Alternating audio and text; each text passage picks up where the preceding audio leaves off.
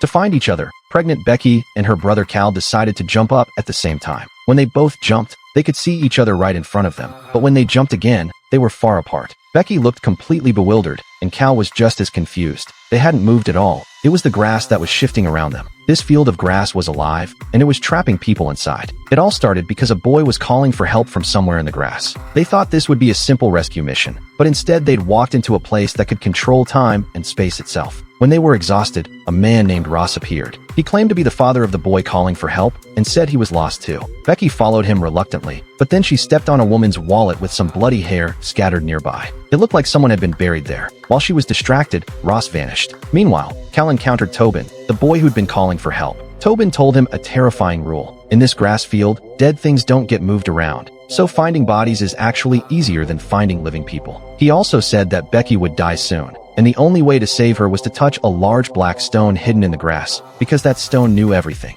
Cal was skeptical, but followed the boy anyway. He found the stone, and just as he was about to reach out and touch it, he heard his sister screaming. He immediately ran toward the sound. Later, Becky's boyfriend Travis came looking for her. He found their car and figured they'd gone into the grass. Travis was smarter than Becky and Cal. He tied knots in the grass to mark his path, but when he turned around, the knots had untied themselves. He was lost too. When night fell, Tobin found Travis. He called Travis by name and led him to see Becky. But the Becky that Travis saw was already a rotting corpse. Clearly, time was completely scrambled in this grass field, and everyone who entered was trapped in an endless cycle of death. Just as Travis was overcome with grief, he heard cries for help coming from outside the grass. It was another Becky and Cal, who had just arrived and were about to enter the field. This time, there was someone in the grass who knew the truth: Travis. He recognized Becky's voice and immediately shouted for them not to come in. But it was too late. A new cycle had begun.